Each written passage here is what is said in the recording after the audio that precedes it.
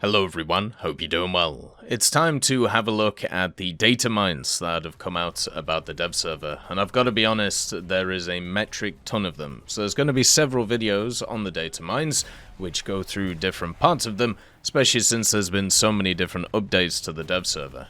I do want to take this time in the first video just to say thank you to the team behind the Datamines, especially Ashida and also Chabi, for being able to get this information for us. It's something that I feel like goes way unrewarded compared to what it should be. The service that these two and many others give to this community is massive and huge, and not just from the Datamine perspective, but also just from the general information. It should be something that is thanked, something that is credited, and something that should definitely be remembered by all of the members of this community. Let's get into the Datamines and see what is there.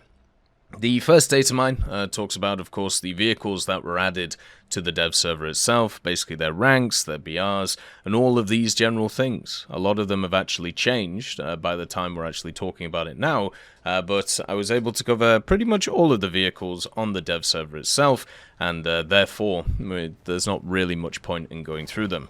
They did remove the Mad Thunder vehicles though, which was quite interesting. Didn't even realize those were still in the game, but there you go. They removed it in the dev server. They also added new global damage model parameters, so this one will actually change a few of the systems. This is basically the new parts thing and also how much you're going to be able to do to it. So basically they added a default explosion offset of 0.05, ammo stowage detonate portion of 0.3 and 0.1, the ship destroyed bridge steering multiplier of 0.1, the X-ray expansion outline size of 0.25, and the own killcam expansion outline animation of 0.15. This is a continued effort to be able to improve certain areas of the game that they've talked about in the roadmap, but also some of the new mechanics which are coming in, such as the fact that with Naval, with the bridge, if you destroy it now, you won't lose complete control of the vehicle. Instead, you'll just have limited control, which is obviously a lot better. They also added a new shrapnel preset, which is the heavy heat warhead. This is the one which is going to buff a lot of the Mavericks, for example. Basically, compared to the regular ATGM preset, it has less shrapnel from residual penetration, larger shrapnel angles, larger shrapnel amount, lower shrapnel penetration, and larger shrapnel damage. So those are the differences. This is used by all the AGMs, or all the AGM 65s, I should say, the A, B, D, H, and also the RB75, and the AGM on the Hunter in the German tech tree. And also there's new crew healing parameters.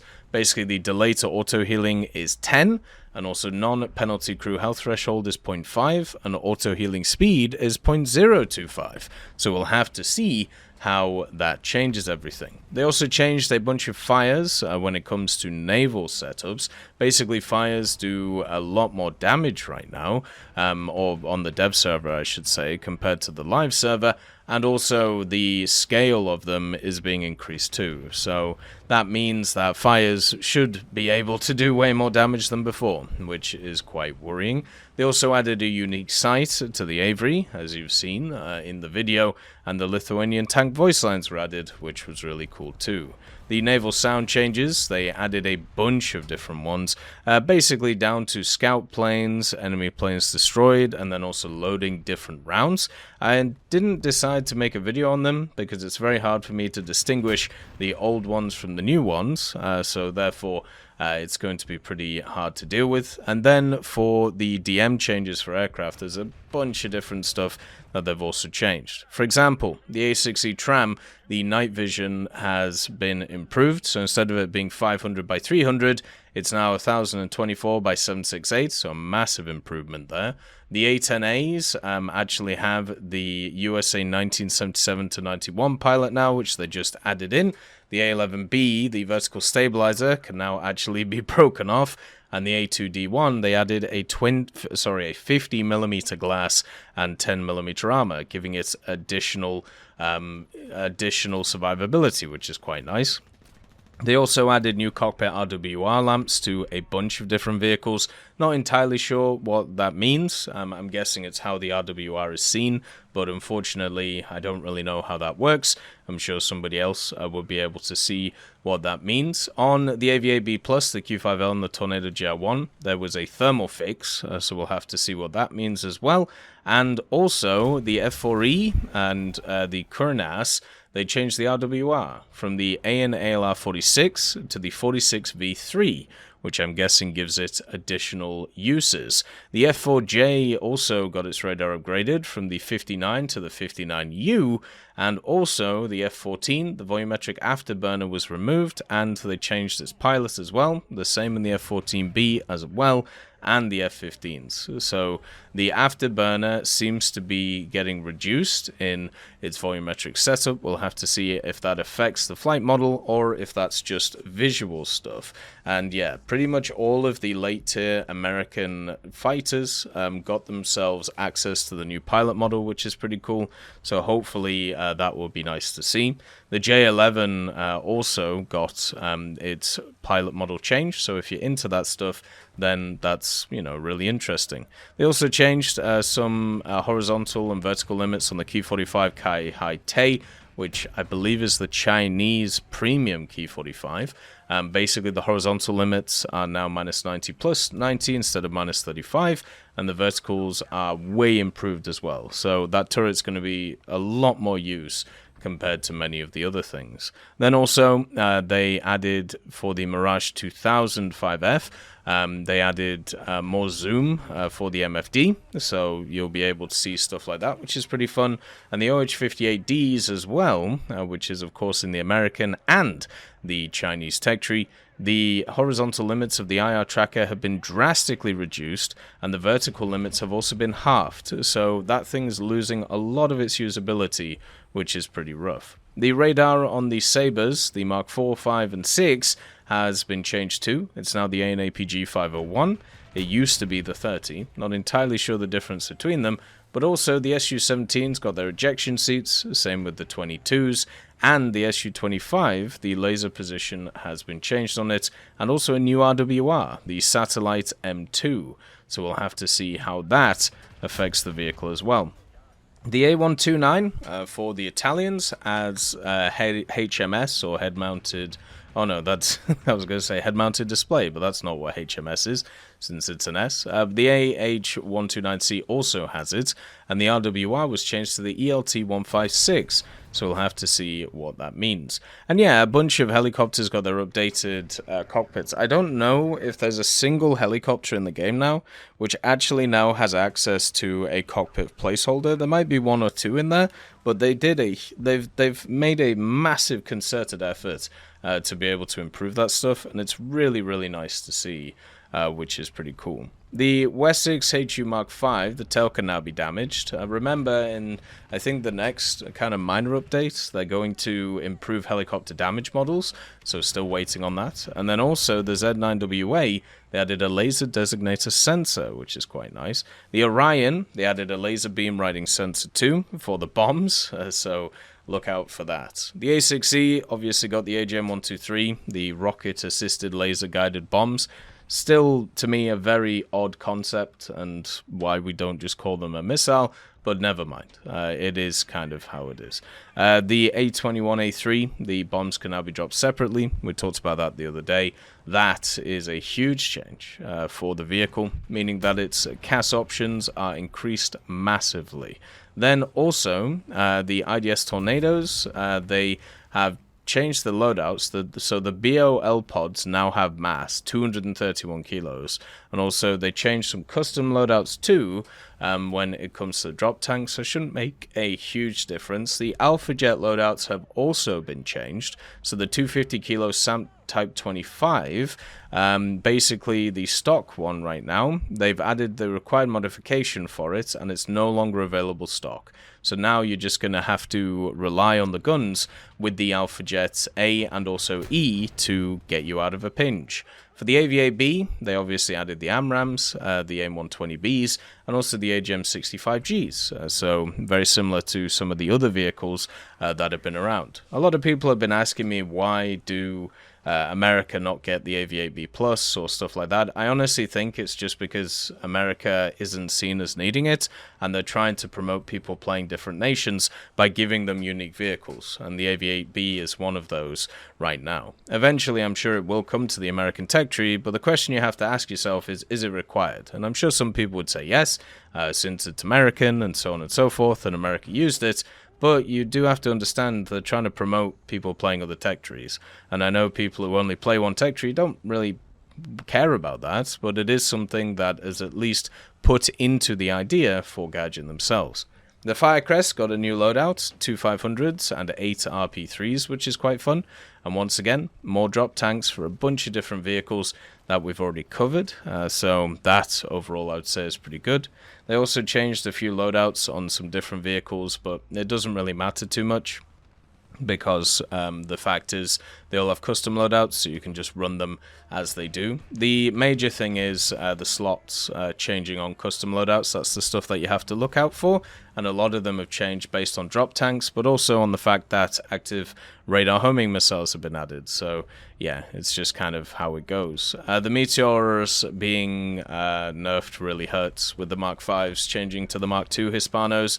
That's something which we already covered, but I just wanted to remind people because it is quite a significant nerf. So if you're trying to grind those out, it might be worth doing them before the update comes out. And then also at the same time, there's a bunch of different stuff which is changed on the radars. The radars have got a massive improvement this update, which shouldn't really be too surprising. It's impossible to go through all of the different little intricate changes that they've made, so I'll leave the links to, of course, all the data mines so you can see them. But my god, there has been a bunch of crazy stuff with them, so it's definitely well worth looking at if you play that part of the game. But it would be impossible to just fit in. If I went through it, it'd literally just be an hour long of going through all of the little intricate changes they've done instead of the overall setup, right? Then, naval changes once again. They've changed a lot of damage models, which seems to just be a standard thing with naval nowadays. You're not ever allowed to actually have you're not allowed to have an update without them massively changing DMs. So basically for battleships and battle cruisers, the primary shell storage, it can no longer start a fire when hit with a fire, and also it can no longer start a fire or explode when damaged but not destroyed by an explosion. So when destroyed, there's a 40% chance of fire and a 60% chance of explosion, which is now a 100% chance of explosion. So as we saw previously, they made fires better, but also in this scenario, it is actually harder to create fires. For example, the fire chance when hit with at least 55 fire damage is 5% instead of 15%, and the fire chance when hit by at least 74 fire damage is 8% instead of 20%. This is something which has gone across the way with pretty much all of the different naval vehicles, all of the cruisers, the battleships, the destroyers, and even the frigates and the sub-chasers, and all of the others pretty much have the same changes. It's all trying to modify what is the percentage chance of fires and what is the percentage chance of explosions, and also lower them across the board. So if you get a fire now, it does more damage, but it's harder to get a fire in the first place. That's pretty much what they're trying to do. Not sure why, but yeah, it's a bit odd. It's kind of funny with the bridge though. It says when destroyed 15% chance of fire, and then 85% chance of nothing, which is now 10% chance of fire and 90% chance of nothing. So they're obviously either have had some issues, or a lot of people complaining that they're just consistently on fire all the time. So they're trying to make it so people aren't always on fire all the time. That's pretty much it. So yeah, it shouldn't really change too much at the end of the day, but it's just something to focus on at the same time. A lot of vehicles as well, mainly cruisers from America, Britain and Russia, but also France, their crew has been reorganized. And since crew is kind of health points in naval, that is something that needs to be looked at and needs to be understood. So make sure with the new protection analysis that you check where everything is set up on that. Then you've got the DLE, so the DLE now has a lower empty mass, which is quite nice, and also has a better reverse speed, so you'll be able to fly around the place. The Graf Spee has a new radar, the Fumo 22. The Hipper also got its radars, also the Nürnberg and a few others such as the destroyers. There was obviously a concerted effort to add radars to all of the German machines, or a lot of the German machines, and I think it's good. You know, it's nice to see them be more historical, more realistic, and also, you know, search radars specifically are pretty useful in Naval. Hopefully they do it and, you know, they get their radars in for everybody so we can all kind of sort it out.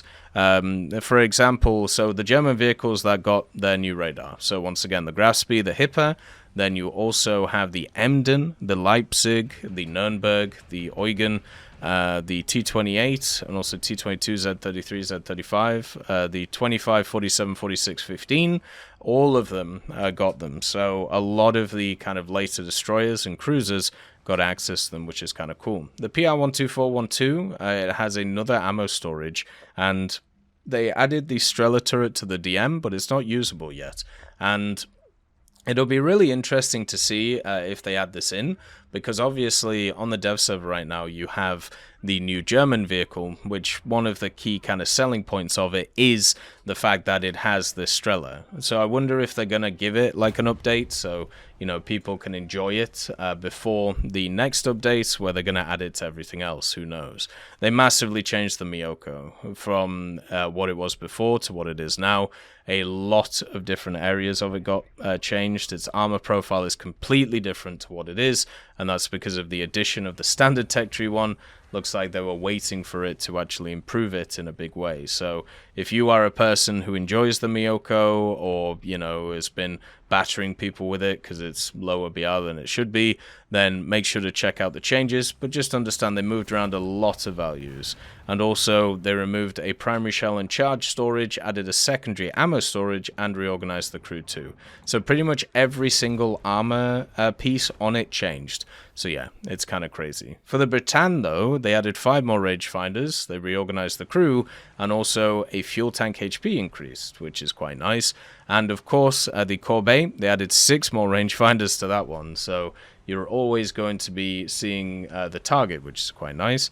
And then the Lorraine, they added 4 more rangefinders and reorganized the crew too. So they're doing a lot of work on French naval as well, alongside all of the other navals, to try and keep them up to a standard, which is great to see. You know, that's what you want to see. For ground, there is also a bunch of changes too. For example, they added driver controls, electronic equipment, fire control system, autoloader, and power system to the DMs. We talked about this previously and have gone through what each of them mean. All of them are things that, you know, should be focused on and looked at, and they basically add similar systems to what we've seen previously.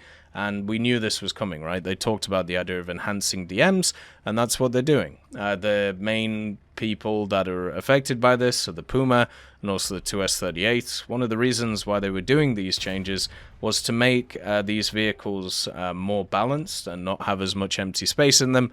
I honestly don't think it's going to make that much of a difference, but who knows? We'll have to see what ends up happening. Also, the turret drives on the standard vehicle is now 2mm instead of 1, and the HP is increased from 250 to 150. The radiator and radio station is now 2mm instead of 1, and the engine and transmission is 150mm instead of 50, so that's a huge change. The fuel tank's pens needs to go through as 12mm instead of 10, and also for wheeled vehicles you can actually shoot off the wheels now, which is kind of fun. Something I didn't demonstrate on the dev server, but probably should have. The 120S has also got some increased armor. So the blowout panels have gone up by about 4mm, and the roof of the gunner's optic is up by about, I think, 6 or 7, and also they added some more armor around the gunner optic. I wish they did this to the standard the standard M62, because around the gunner optic you can just get overpressured through it, and it's one of the most annoying things, especially when people just spam you with AA, and one round hits that little cupola and you just end up dying. It's been a problem with the M60 series for a long time, and it's very, very, very annoying. The bunch of vehicles got physical tracks, not really a ton to focus on, and also a bunch of vehicles also got a laser beam riding sensor. Basically, guiding ATGMs now trigger the LWS, which is kind of fun. The IPM-1, the M1 and the M1 KVT, the Leopard 2A4s, and also the 2AV, hitting and or destroying the turret drive can now start a fire, which seems rough at the best of things. But the M1A1s all got the improvements that the 120S did with the increased armor on the blowout panels and the gunner optic. So hopefully that will, sort itself out. But at the same time, this whole thing about, hitting the turret drive, making a fire, that's going to be so annoying. I know they talked about adding additional fires in thanks to a vote, but that stuff never felt good. And also, there is a bunch of changes to the M3 GMC and M15, basically increasing some chances to explode and decreasing other chances to explode, depending on what they're hit by. So some of them increasing, some of them decreasing, and we'll have to see how that actually affects them. The M4, the max speed has been decreased by 3 kilometers an hour, and the bigger part is the reverse has gone down by about 0.5 kilometers an hour. The reverse is already pretty bad on that thing, so to see that really hurts. And also the M13, MGMC, and M16, their max speed has increased by about 2 kilometers an hour, and the max reverse has increased by about 1 kilometer an hour. Which is nice. The M18, the horsepower has been decreased to 400 horsepower, which sucks. It's a huge nerf to the vehicle, and very much sucks. And then also the M26 T99, they've actually added a 12.7mm M2HB roof MG to the DM, so it's finally there. It wasn't there previously, so you couldn't actually destroy the 50 cal. So that's kind of funny. They slightly changed the M41s, M48, all the variants of the M48, their zoom. It's basically gone down by 0.71 on a standard, and then also the M60, the TTS specifically, has a lot less lower zoom, so 2.6 instead of 7.38, so you'll have a wider field of view than previously. Then you have the M9 75 ADMS, the Florak Panzer, the Roland, and also the Florak Rad and the AMX-30R. All of these got their optics from 6 to 12 times to 8 to 12 times. So, I mean, I would rather actually have more variance between the two, but yeah, say la vie, you can't have everything. Same thing happened with the Makava as well, where the first set zoom went from 6 to 5, but the commander zoom increased massively from 2 to 4.6, so that is quite nice for it. A lot of vehicles got updated crew models, the open top vehicles for Germany, and then obviously the USSR, you have 2 new sets of ground crew models, which is kind of cool. The BMP-1P, the German one, and also the standard one. This is the obviously the BMP-1 with the upgrade, where it gets the better missile. The reload time has been increased to 6 seconds instead of 5, which is a lot better to deal with. And also, they've added 5 more forward gears, but it isn't really making a lot of difference to the general mobility of it. We'll have to test it and see what's going on. The Ferdinand got a big nerf. The gun shield mount, instead of being 250mm, is now 30, so you'll be able to actually go through the gun mount instead of it just stopping rounds, which is what it did previously. The Gepard one, they've added a bunch of armor models to the turret and also to the hull. Basically, a bunch of bulges and things like that are now modeled as armor, where previously they weren't even touched, so that generally is a little bit better. There was some more lower tier armor changes, but once again, nothing too crazy, just kind of readjusting stuff as they went around. And they've also changed a lot of dozer blades, where dozer blades now dig deeper from 0.25 to 0.35, so you make a deeper hole. But then on top of it as well, they've increased the maximum speed that you can move when you have the dozer out. So instead of 7, it's 15 kilometers an hour. So they've doubled it, meaning that they want more and more people to use these dozers, which I think is good. You know, I think it's positive that they're trying to get people into that stuff. There is a bunch of changes to lower tier stuff, which buffs stuff which is already great. Also for the Puma, they added a 5mm armor around the ammo and the hull, and the APS can now be rotated. So they're making a ton of changes to the Puma. I hope at some point with the Puma it just becomes completed, so then we can actually balance it properly. But who knows? Who knows what's going to go on? The Panzer IIs, the whole roof and the rear has been decreased by 5mm, but the turret rotation speed is up to 25 degrees per second from 14. This is happening with all the Panzer IIs, and it is a huge buff to those vehicles, and it's going to cause absolute mayhem because they're really strong already. They've changed some roof armor on the TAM 2IP, giving it 10mm instead of 5, so it'll be a little bit harder to destroy with guns. But the Tiger 1 late, and also the Italian Tiger, the turret roof is only 25mm now instead of 40, so you can just go straight through it, which just sucks. The VK4501P though, the whole MG outer armor, it's instead of 60mm, it's now 100, and the max effective thickness is 105 instead of 70. Big change there. So you won't just be able to pen straight through the machine gun, which has been a problem for the longest time.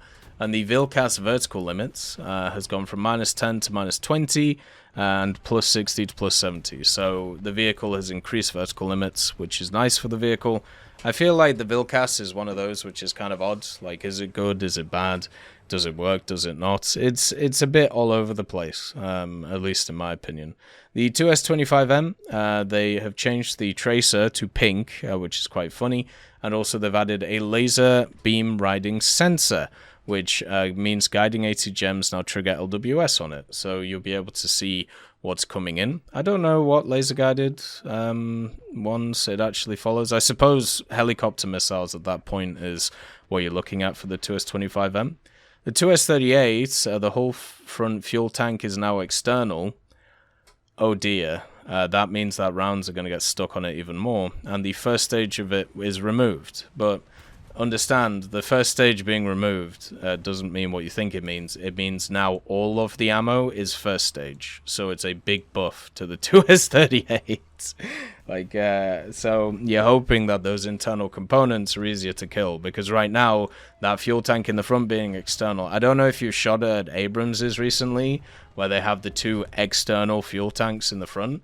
If you hit those, then your round just doesn't do any damage afterwards. That's what's going to happen with the 2S38. So we're going to have some serious issues and a lot of people complaining based on that. So just be very careful with that thing, because it's going to be a bit nuts. Then also they changed the BMP2s. Also, they basically made their transmissions better with more forward gears and more reverse gears, just like they did the BMP1s. They changed the vertical limits. The KV2s is 6 and now has better elevation, which will happily be good for it, because its elevation is terrible and its general just gun handling is terrible as well. It's +20 instead of +12 now, so that's a big buff. And then also the add-on track armor for the Object 435 is now 20mm instead of 30. The SU-100P got updated crew models, and the T-80UD, the 12.7 NSVT on the top, it has more ammo and a higher magazine size of 150 now, which is quite cool.